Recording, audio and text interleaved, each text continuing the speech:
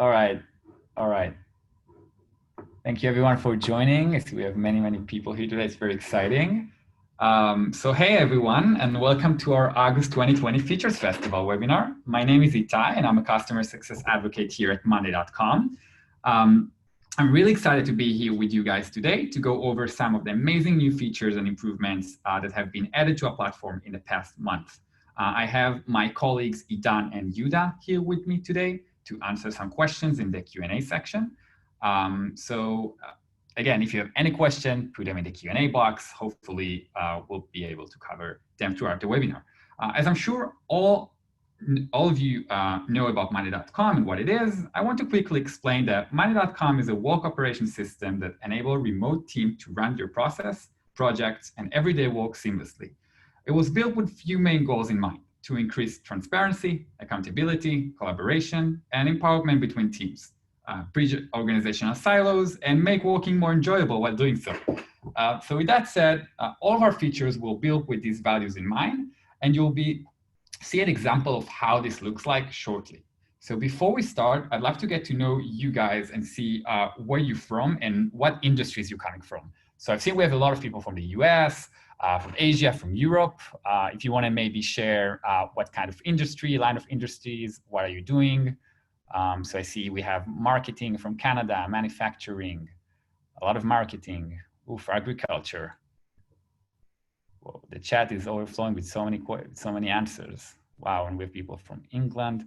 Wow, this is great, really awesome. I love to see how we have people from all over the world listening in today. It's really great. So let's go ahead and get started. All right, so let's talk about the agenda, what we're going to do today, what we're going to cover. So today we're basically going to go over our board improvements, including conditional formatting, setting up default values and default views, pinning and sorting, and more. Then we're going to cover the improvement of deadline mode and my week, so we can focus only on what matters to us. We're going to cover our brand new button column and the endless list of new automation it allows us to create. The new timeline features, including settings up milestones. We're going to talk a little bit about Darkmode on Monday and on mobile. Two-way linkage between boards, which means way less manual work. Dashboards improvements, including the chart drill down and many new workload additions, such as the ability to sort by anything, split effort, and more. Dashboards on mobile, which is pretty exciting. And lastly, we'll leave about 20 minutes for a Q&A. So please do make sure to leave any questions you have throughout the webinar in the Q&A box rather than on a comment section, which is the chat. So the reason for it is that we can have all of them in one place and that we'll be able to answer you. And then you're also going to receive a recording of this webinar automatically in the coming days. So if you are planning on asking if we're going to get a recording, the answer is yes. It's going to take us a couple of days, perhaps the weekend, but definitely by next week, you have a recording of whatever we're going to discuss here today. So with that being said, let's jump right into my Monday account. All right, so welcome to my Monday account, everyone. All right, so in the past couple of months, our team put a lot of effort in enhancing the usage of our boards. We focused mostly on visualizing the data in a more customizable and flexible way, so every user would be able to see exactly what they need to. In order to see and understand the value of these features, I want to use my project board, Project Romeo, which is helping me in tracking my team tasks, deadline, budget, and effort. This is the board I'm going to use just to demonstrate demonstration purposes today. But of course, all the things I'll demonstrate to you can be implemented into your own workflows. So let's go over it real quick. Basically, my project is built out of 4 different groups, which is 4 different phases. I have the planning phase, the execution, launch, and closure. I'm the project manager, so I'm assigned to all of these activities. I have my team. They're going to be my owners, my status, as I'm sure all of you know, my timeline. I have my working days, which is basically a formula calculating the start date and the end date. So 2 days, 2 days, and so on and so forth. And then I also want to plan my effort. So how much time I think every activity is going to take, how much time it actually took, so actual time. And then I have a formula for effort deficit, which is basically planned effort minus effort spent, just so I can keep track and see if I need to put some more time, or maybe I miscalculated the time I need to put in every activity. Then I have the cost type, which is a dropdown, and then the department. Let me actually delete this one because I want to show it to you later. And so each of these labels are one of the three different departments that I have: ops, legal, and R&D. So that's the board, just on a glimpse. So I want to start with one of my favorite new features, actually, which is the conditional coloring feature. Now you can apply coloring to cells that meets your defined criteria. Now, with the color formatting, you can visually emphasize or differentiate among the data on your board. So in my board, for example, I really want to keep track of my effort, so I know how long my team spent on every activity. For that, I'm going to use the color formatting to color the values so it will really pop out to my eyes on the board. So what I'm going to do is I'm going to take a look at my effort deficit, which is, again, it's a formula. It's a planned effort minus spent effort. And then I want to differentiate between maybe what I'm doing when my team is overdue, or working too hard, working too much, or when they're doing a good job. So let's go ahead and add formatting, which will be on the 3 dots menu. I'm going to look for conditional coloring. Then I'm going to choose the color. I'm going to choose the color red because I want to see everything that is in minus, which means that not a good shape or not a good condition. And I'm going to choose the column that I want to see. Remind you, we're talking about effort deficit. Now, here's when I set the condition. So for me, the condition would be anything that is lower than 0, which means everything that I spend too much time on. So as you can see right here, once I click it, any effort deficit that is minus will be red. And then let's do the other way around. So maybe I want to add everything maybe I'm doing a good job on. So I'm going to do the exact same thing. Just anything that is more than 0, which means my team is doing a good job. I can see here that they actually were able to perform it in less time than we expected. So this is pretty cool. Now I also want to make sure to track my budget closely. So I want to mark any activity that costs more than $20,000, because maybe that's a very expensive cost and I want to track those. So I'm going to go to conditional coloring as well. I'm going to add another color. Let's choose the yellow one. Now I'm going to look at my costs. So let's take a look at the cost.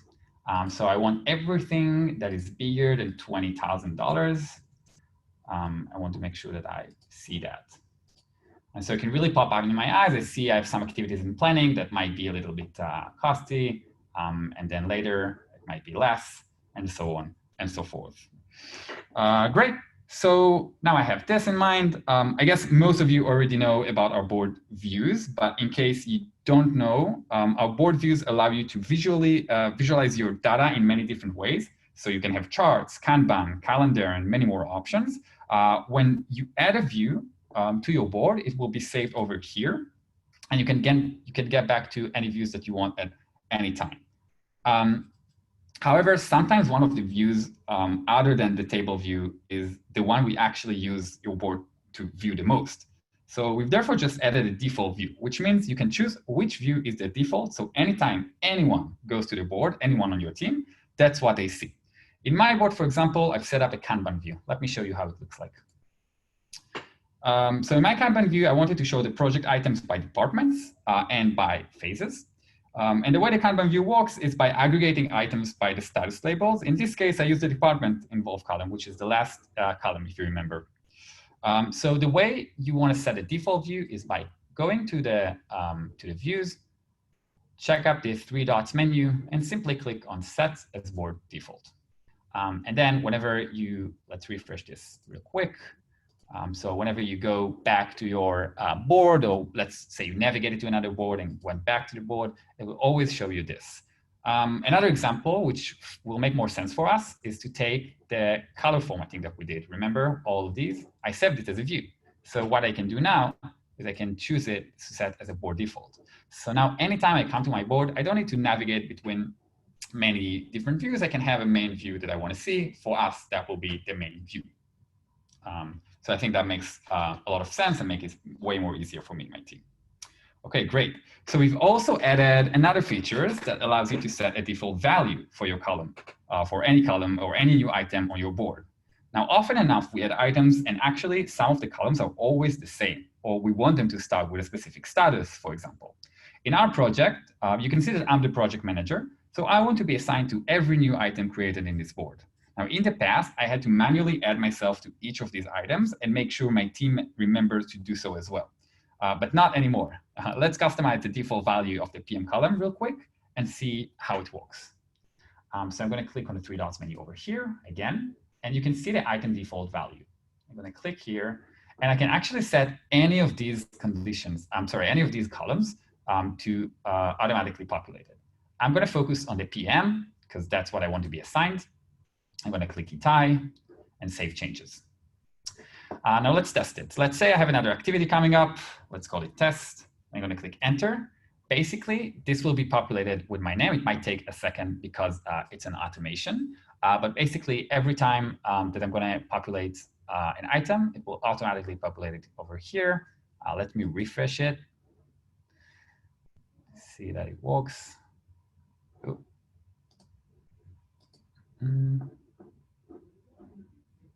Of course, Murphy law applies when you test it live. All right, let me do it real quick. Clear values, set changes. See if that works again. I will say that the back end of how this works is that it actually triggers an automation. So let's try to do it again. Hopefully it works this time.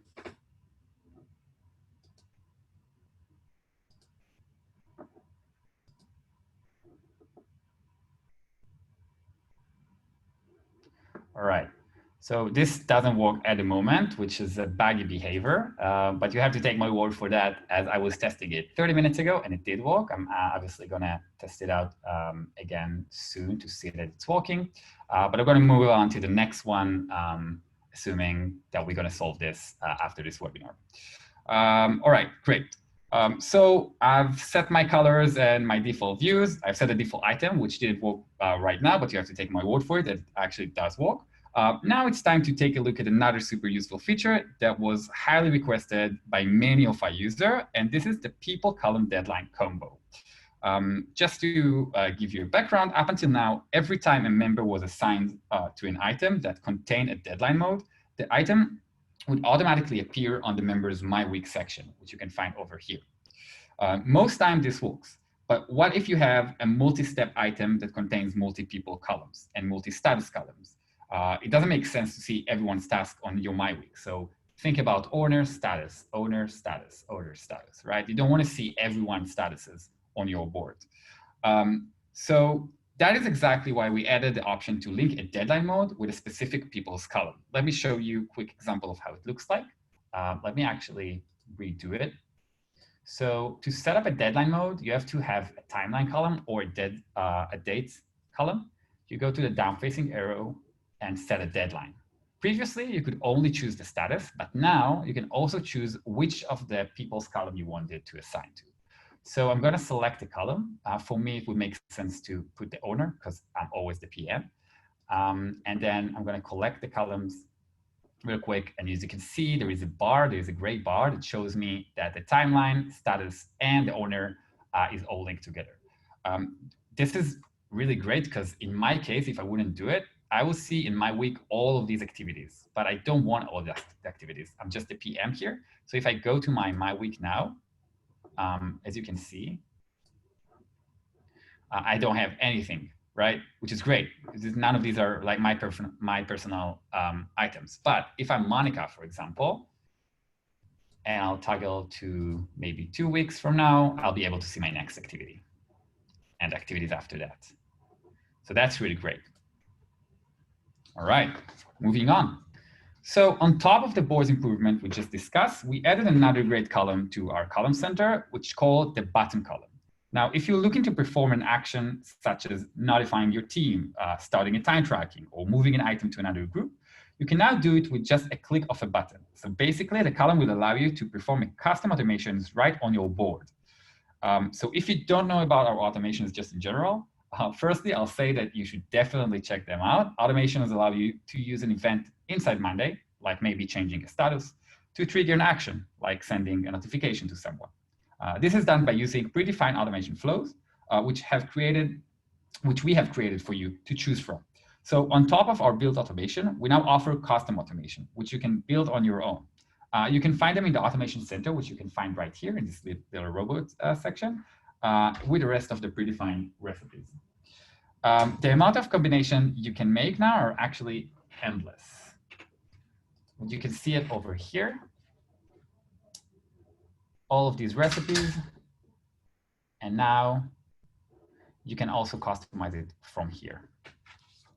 While I was speaking to you right now, I was actually informed by one of my colleagues that the automations are temporarily down, which explain why it didn't work when we test. Remember when I added this test item and we expected the PM to be populated with my name? The reason it didn't work is because the automations are temporarily down. We have our devs working on it at the moment.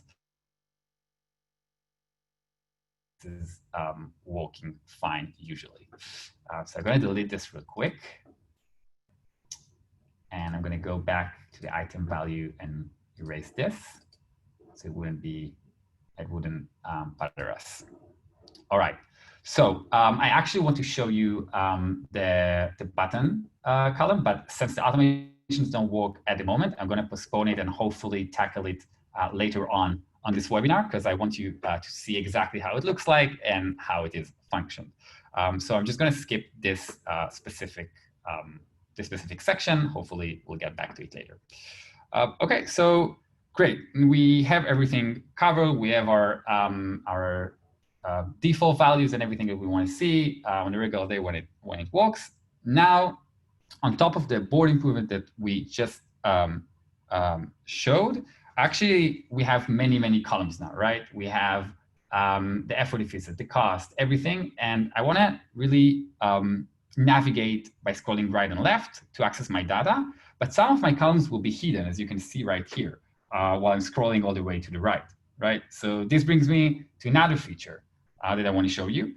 They will allow you to pin columns that you want to see, even when scrolling right and left. So in my case, I want to see the owner column, right? So now I can see who's in charge of this activity. It's pretty annoying. Like I want to see who's my team. Maybe I want to ping them. Maybe I want to ask them something. So for that, we actually developed the pin column, as you can, again, find right here.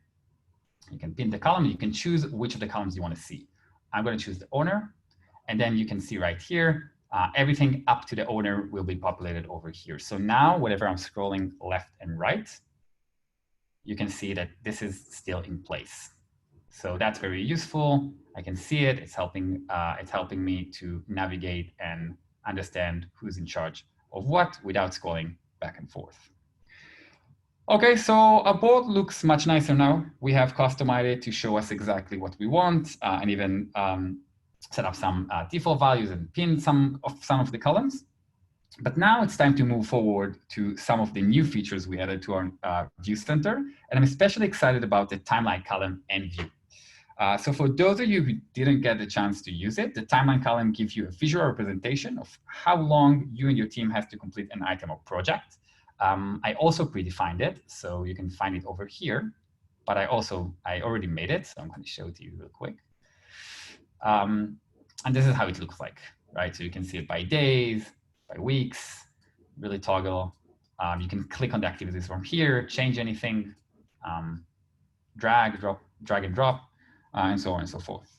So you can use the column and the timeline column that we've seen to display a timeline for any item or total for a group of items. You can also use the timeline view to get a visual overview of all of your tasks together.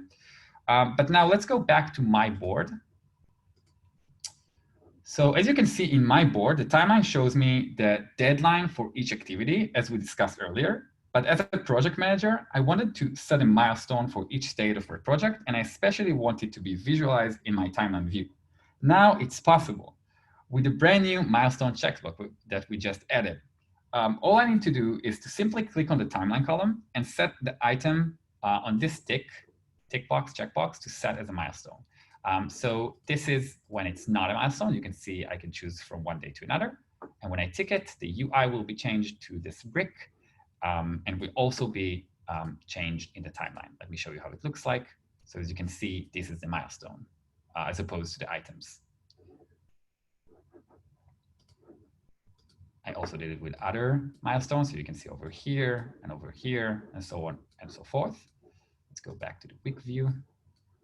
Great. Again, this is something that was highly requested by many users. I'm really excited we finally have it in our disposal. So lastly, let's view our timeline color options. Again, up until now, the colors of the items in the timeline view were dependent solely on the color of the groups, as you can see right here. So you couldn't really customize it. Well, again, not anymore, because with the new addition to this view, you can now choose to color your items by anything inside the timeline view. It could be groups, status labels, people columns, or anything that you want, and you can find it over here. So as you can see, now the colors are by groups. But as a team lead, I really want to see items that are labeled as stuck, so I can address the issue faster. So what I'm going to do is I'm going to change the color from groups to status. And now I can see all of these are done because they're green. And I can toggle until I see an activity that looks interesting to me. And I see this is red. If it's red, it means it's stuck. So perhaps I can click here. I can see the status is stuck. I can see that Monica is in charge of it. And I can really maybe ping her or ask her if she needs any assistance. I can go here to the conversation and maybe start a conversation. When we would have the button column, we can also ping her and make sure that she gets notification. Hopefully, I'll be able to show it to you later. All right, so again, this is another great addition I really, really like. Right before we move to our next board to review some other features, I just wanted to quickly show you another highly requested feature, which is the dark mode. Up until now, we offer dark mode in dashboards only, but as we received many requests to allow this throughout the platform, we decided it's about time to support it. So now it's available for all of our users. For the time being, you'd have to activate it from your Monday Labs, as it's still a beta feature. And in Monday Lab, it's called application theme. Let me show you how to activate it. If you don't know what Monday Lab is, if you click on the avatar over here, you'll find it right there. This actually contains all the beta features. So you can click here, let it load. All right, some performance issues here for me today. Sorry about the internet. And you're gonna looking for application themes. So I'm gonna activate it. And all I need to do now is basically refresh my page. And now when I go to my avatar, I will be able to see enable dark mode. Let's click, and there you go. It's pretty cool, huh? All right, so I personally don't use the dark mode, but I know many people do. So I'm gonna go back to light mode, but now I can toggle on and off whenever I want. All right, let's move on. So for the next feature, I'm actually going to change to another two boards that I have. The next feature I'm really excited to show is the two-way of linkage, bidirectional linkage, actually. In order to explain this feature better, we're going to view my team sprint boards, as you can see over here. And so the way my team and I are working is by having two boards, a high level and a low level. The low-level board contains the actual tasks for my team, and the high-level board aggregates all of the sprint tasks into one item, as you can see over here. So I can have a high-level view of my past and future sprints. So again, this is the low-level board. Each of these groups is sprints. In my case, that will be 2 weeks. That will be the next 2 weeks. That will be the 2 weeks after them. And I can drill down and see all the things I have to do and the status and priority and so on and so forth. In the high-level view, each of these groups are actually just one item. So sprint 1, 2, and 3. Now, in order to aggregate the information from the low-level group to the high-level item, I added a link to item column and a mirror column. That way, I can see the status of the entire sprint in one place, right here. Now, the link to item column allows us to easily link a column to an item of another board. So we can mirror some of the information from board A to board B, and even aggregate a roll-up of multiple items like I've done over here. The way it works is that every time I add a new item to the low-level sprint board, I want to link it to this board, the high-level board, in order to show me the overall status of how my team is doing. In the past, that required a lot of manual work. I had to add the item here, then go back to my high-level board, find the high-level item that I'm referring to, and then click on the link to item and link them, just to go back to the low-level board and working on it. Well, not anymore. The bidirectional linkage automatically creates a link to item column in both my boards. So I can link my low-level item to the high-level item and stay on the same board with not doing anything else. The link to item will automatically be populated in both boards. Let's see how this works. So first, let me show you how to set up this column in case you haven't done this before. It's going to be here on the column center. I'm going to look for link to item. When I configure a link to item, it's going to automatically ask me what board do you want to link it to. In my case, I want to link it to the low-level board because it's a high-level board linking to the low-level board. Now, this is where the feature really comes to its role. As you can see, if I leave it marked, add a link column to on the connected board, it's going to automatically populate and connect these two links.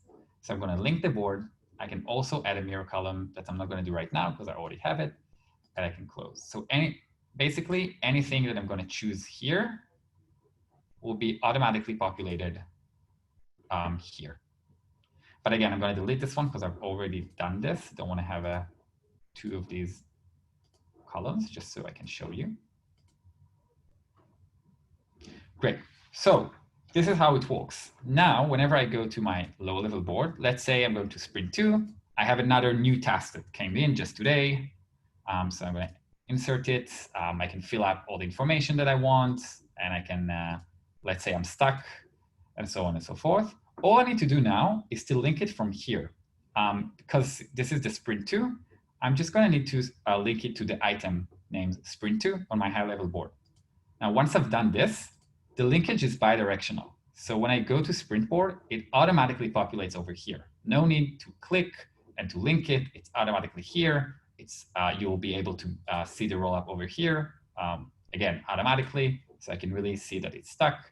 And then click from here. I can change it, and so on and so forth. So no need to do all this manual work. Great. All right. So let's start.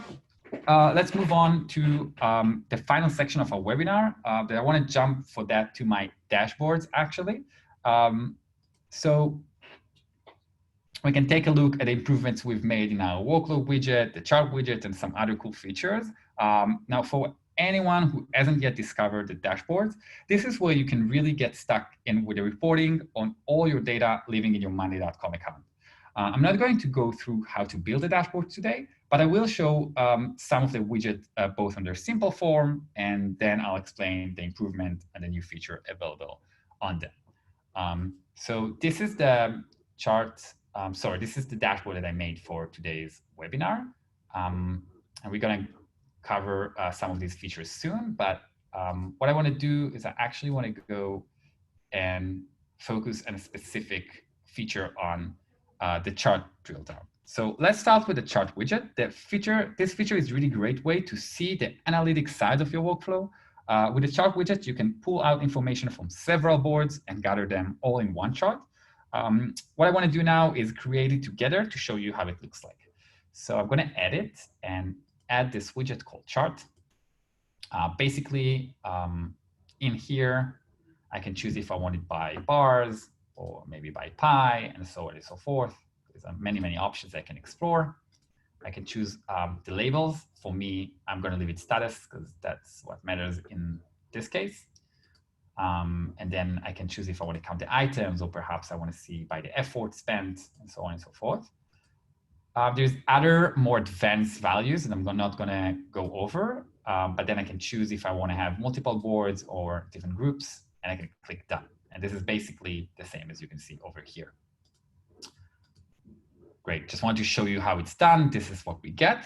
So up until today, the chart widget wouldn't allow you to drill down by clicking on these bars. So it wasn't interactive. This was only available on the battery widget. But thanks to our recent improvement, you can quickly access your information and drill down to the items you want to see in just a click of a button. So again, you can come here as a manager. You can see there is a red pie, which means there is a slice, which means it is stuck. You can just click here and see it over here. Maybe I can put a comment here for Monica asking what's up. Maybe I can view it, and then I can quickly click here. Maybe I want to see my milestones. So I only see the milestones, only things that are done, and so on and so forth. I think you got it. You got the idea. Great. It is important to know that this feature is currently supporting the status column only, but bear with us while we are developing other options as well. So it would be available. Next, I want to actually talk about workload improvement. So actually, the workload widget is a way to see how your teamwork is divided. The workload view and widget makes it easier to redistribute items to make sure everyone is assigned to the amount of tasks they can complete within a given time frame. Let's create a workload widget together and see how it looks like. So I'm going to go again to the Add Widget section. This time I'm going to click More, and I'm going to look for the workload widget. Great. So here, all I need to do is customize. By the way, it's important to know that for that to make sense, we need to have a timeline in our board because we want to take a look at a large scope or multiple days or weeks. So this is attached to my timeline.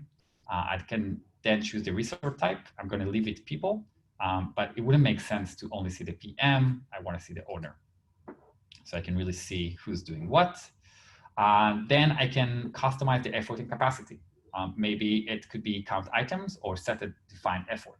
Count items could help me maybe if I want each of my members to work on 2 items only and not more than that. I'm actually going to go with the more advanced settings, which is effort. And I'm going to choose the plan effort. I want to make sure that I'm setting them up for success.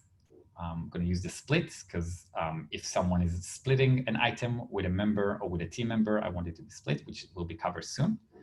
And weekly capacity. So in my case, I'm going to set a capacity for 20 hours, right? Because my team is working on other projects. I only want them to work 20 hours every week, and that's it on each project.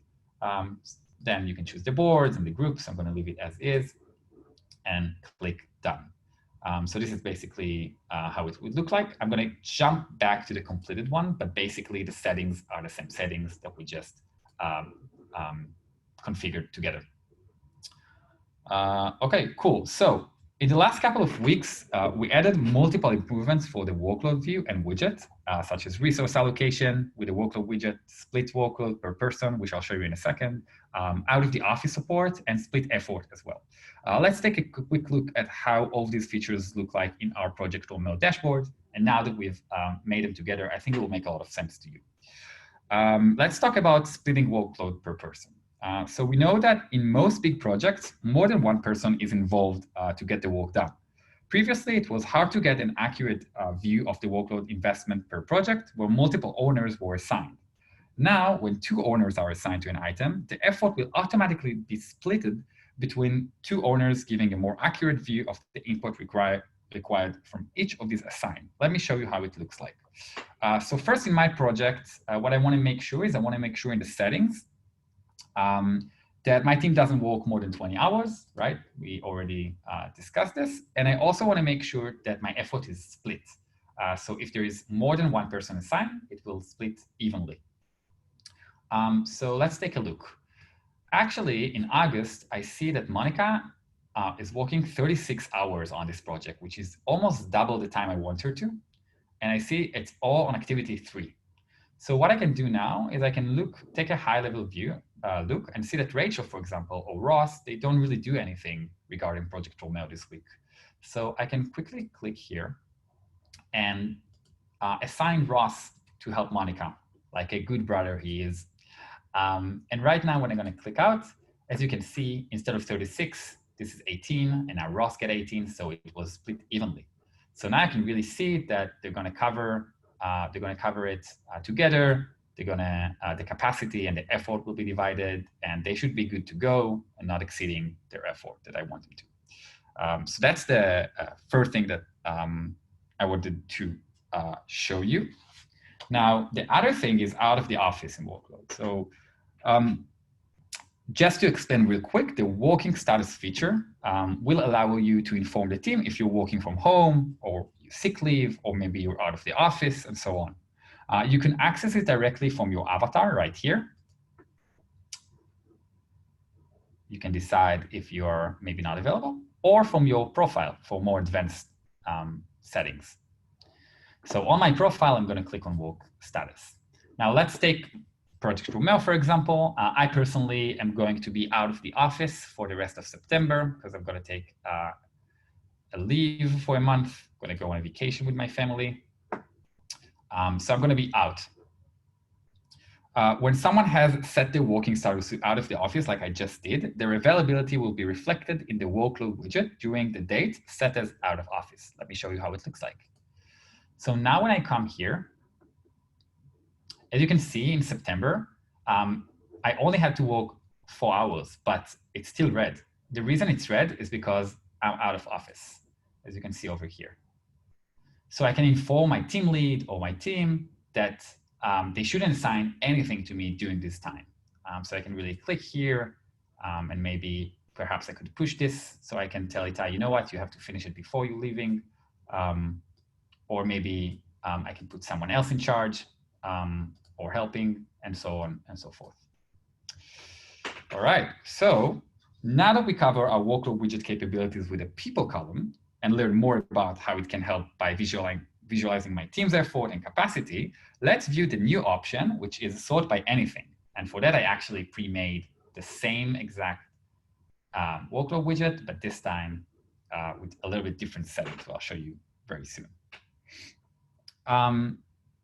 So now, as you can see, the same visual and intuitive resource management widget is supporting more sorting fields. It doesn't have to be only people anymore, like it used to be. It could be meeting rooms, factory machine, cars, equipment, or really anything that you want.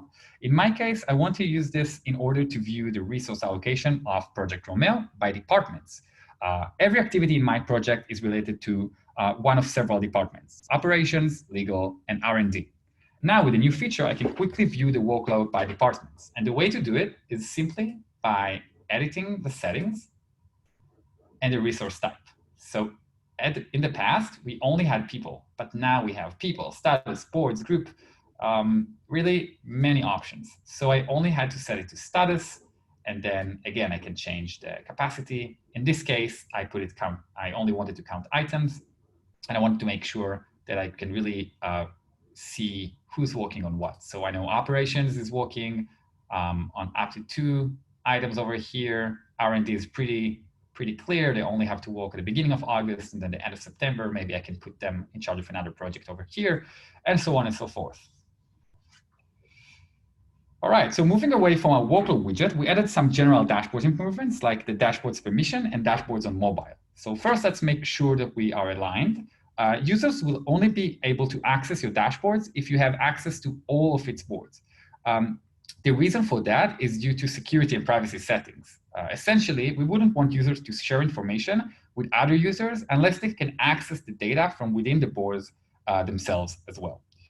Now, in the past, when you subscribe the user to a dashboard or send them a link, in case that they didn't have access to the data, all they could see is a big lock symbol telling them that one or more boards are not available, and therefore they cannot see it. With the new change we made, it's easier for both users and the managers to get more information on what exactly they should do and see. This is increasing transparency and ease for use. Let me demonstrate it with an example. Project Romeo over here is a private board, as you can see right here. So only myself and my team can view it. That said, I want to make sure to share this information with my colleague Phoebe. So I will go ahead and subscribe her to the dashboards real quick to make sure she can see it. So I'm going to click share and subscribe. Oh, right, this is how it looks like. The other one was a test of it. So right now, only I'm subscribed here, but I want to invite Phoebe. So I'm going to click Phoebe and invite her. An invitation will be sent. Now, as you can see, Phoebe is not subscribed to my private board. So if she comes here, she wouldn't be able to see anything.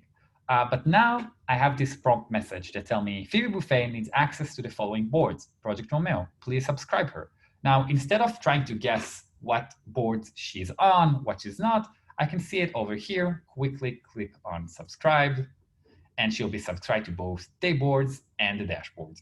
Phoebe, on her end, will receive a notification that I subscribe her to the dashboard, and when she will try to access it, in case I didn't allow her to view my board, she will be prompted with a message to ask for permission.